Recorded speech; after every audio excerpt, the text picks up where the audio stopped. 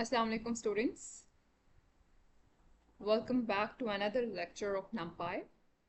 So आज के इस लेक्चर में हम अपने चैप्टर नंबर 6 को कंटिन्यू करेंगे. प्रीवियस लेक्चर में हमने चैप्टर नंबर 6 स्टार्ट किया था, स्टैट्स एंड एग्रीगेशन, और इसमें हमने फर्स्ट टॉपिक डिस्कस कर लिया था. आज हम इसके सेकंड टॉपिक जो कि है एक्सेस 0 वर्सेस एक्सेस 1, इसको डिस्कस करेंगे. ओके, सो स्टार्ट करते हैं. Okay, so stats and aggregation में एक्सेस 0 और एक्सेस 1 क्या होता है? A 2D array is like a small spreadsheet. Rows go sideways, columns go down. So basically आपके पास 2D array क्या होती है? एक स्प्रेडशीट की तरह होती है, ठीक है, यानी एक टेबल की फॉर्म में होती है जिसमें आपके पास रोज होती हैं, कॉलम्स होते हैं, ठीक है. जैसे यहाँ नीचे आपके पास टेबल आप सपोज करें, ठीक है. 2D array में आपके पास टेबल की फॉर्मेट में डाटा स्टोर होता है, आपके पास रोज होती हैं, आप यू हैव कॉलम्स, ठीक है. हॉरिजॉन्टल आपके पास रोज हैं, वर्टिकल आपके पास कॉलम्स हैं. और जब आप टू डायमेंशनल के साथ सम का फंक्शन यूज करते हैं एरे के साथ, तो आपके पास बेसिकली होता क्या है, आपकी फुल एरे का जो सम है वो कैलकुलेट होकर आपको डिस्प्ले हो जाता है. जैसे हम प्रीवियस लेक्चर में हमने सम के बारे में डिस्कस किया था, वो आपके पास जो भी एरे है उसका कंप्लीट सम कैलकुलेट करता है और आपको रिटर्न कर देता है. But often you want one answer per row, one answer per column. That is what axis is for. But sometimes हमारे पास ऐसी सिचुएशन होती है कि मुझे पर रो के हिसाब से सम कैलकुलेट करना है और पर कॉलम के हिसाब से सम कैलकुलेट करना है, ठीक है. तो वहां पे ऐसे सिचुएशन में हम एक्सेस यूज करते हैं. Okay, so real life example क्या है? सपोज करें 2 students 3 quiz scores each. You might ask how did each student do overall, ठीक है. फॉर एग्जाम्पल आप सपोज करें आपके पास 2 स्टूडेंट्स हैं और 2 स्टूडेंट्स की 3 क्विजेस के मार्क्स हैं, ठीक है. आपको 2 डायमेंशनल एरे नजर आ रही है जिसमें फर्स्ट रो आपके पास स्टूडेंट 1 को इंडिकेट कर रहा है, सेकंड रो स्टूडेंट बी को इंडिकेट कर रहा है, ठीक है. और ये जो है इनका क्विज फर्स्ट के मार्क्स हैं, क्विज 2 के मार्क्स हैं एंड क्विज 3 के मार्क्स हैं, ठीक है. सो अब हम क्या चाहते हैं, मैं चाहती हूँ कि मेरे एक स्टूडेंट ए के टोटल कितने मार्क्स हैं और स्टूडेंट बी के कितने मार्क्स हैं, मुझे ये अलग अलग इनके मार्क्स चाहिए.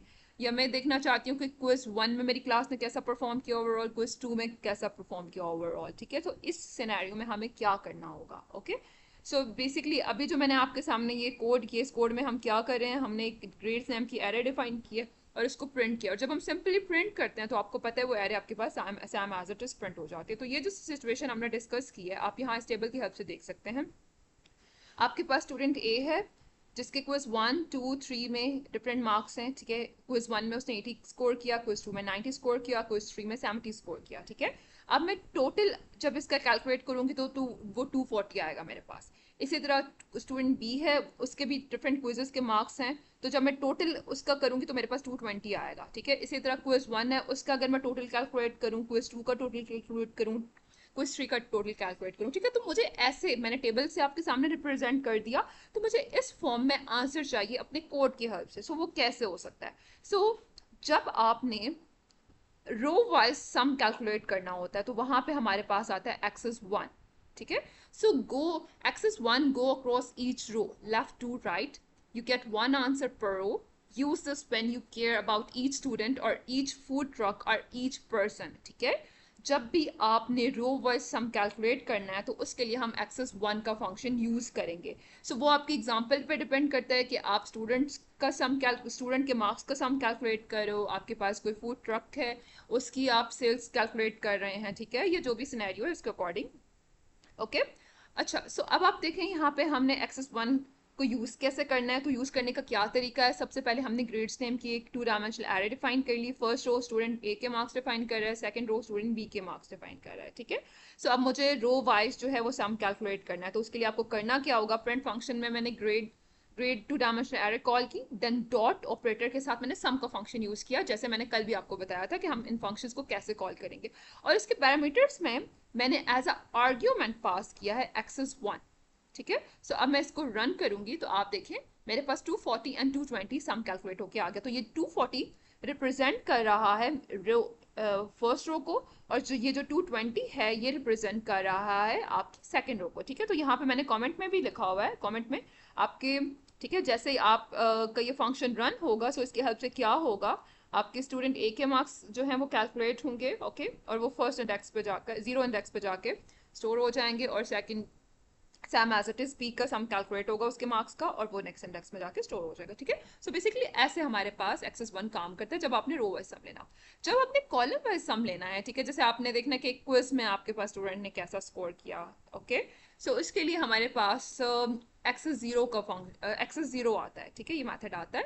सो axis zero go each column top to bottom, you get one answer per column. Use this when you care about each quiz, each day of the week or each subject, ठीक है। जब आपको हर quiz के marks find करने हैं, ठीक है, एक डे के बारे में कोई इन्फॉर्मेशन लेनी है, एक स्पेसिफिक सब्जेक्ट के बारे में कोई इन्फॉर्मेशन लेनी है, ठीक है, तो इस सिनेरियो में हम एक्सेस जीरो यूज करते हैं। सो एक्सेस जीरो किस लिए यूज होता है, आपके पास कॉलम वाइज सम कैलकुलेट करने के लिए यूज होता है। तो उसके लिए आपको कैसे उसको यूज करना होगा, सैम जैसे हमने प्रीवियस एग्जांपल में देखा एक्सेस वन की, आपने same as it is create का टू डायमेंशनल एरे यूज करनी है, देन आपको डॉट ऑपरेटर कॉल यूज करना है, देन आपको सम का फंक्शन कॉल करना है, एंड उसके आपने उसकी पैरेंथेसिस के अंदर as a argument axis equals to zero pass करना है। तो जब मैं इस कोड को अपने रन करूंगी, सो आप देख सकते हैं जीरो इंडेक्स में मेरे पास फर्स्ट कॉलम का सम आ जाएगा, नेक्स्ट इंडेक्स जो है वो मेरे सेकंड रिजल्ट को इंडिकेट कर रहा है, और थर्ड इंडेक्स मेरे पास थर्ड कॉलम को इंडिकेट कर रहा है, ठीक है। सो यकीनन आपको axis one and axis zero के बारे में